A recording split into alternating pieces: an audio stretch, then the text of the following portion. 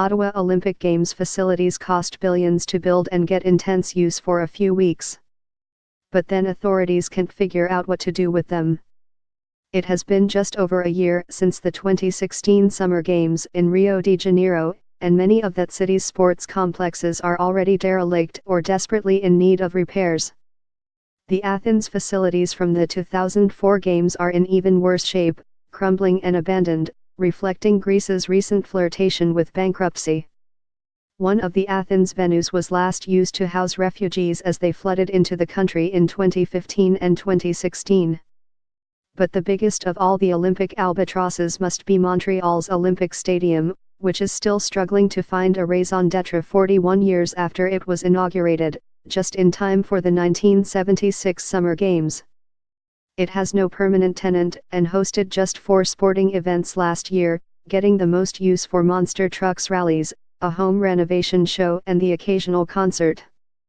This summer, it was used briefly to house asylum seekers who crossed the border from the United States. The stadium has cost so much taxpayer money over the decades that the Big O, as it was affectionately known by Montrealers for its shape, has morphed into the Big O.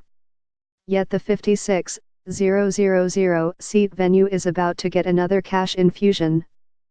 The Quebec government has announced that it plans to spend between $156 million and $195 million for a new roof. Quebec Premier Philippe Couillard said he has no choice. "We can't use it if we don't repair the roof," he told reporters after the announcement. "It's out of the question for us to leave the stadium adrift and to let it crumble away over time."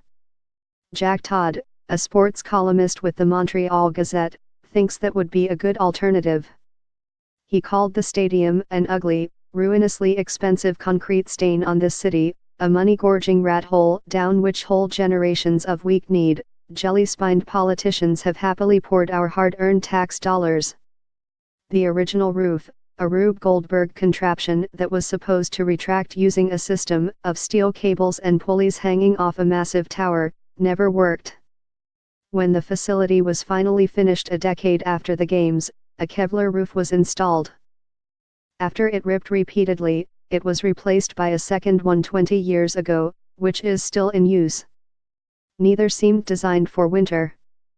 The current fiberglass membrane cover is a handyman's nightmare. In 2016 alone, it ripped 677 times. Over the past 10 years, it has had 7,453 tears. The roof is so weak that the stadium can't be used as an indoor venue if 1.2 inches or more of snow is forecast.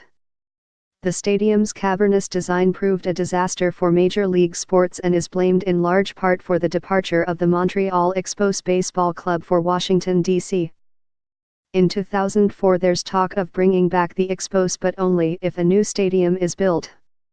The Montreal Alouettes football team and the Impact Pro Soccer franchise rarely use the Olympic Stadium for a playoff game, preferring more suitable venues elsewhere.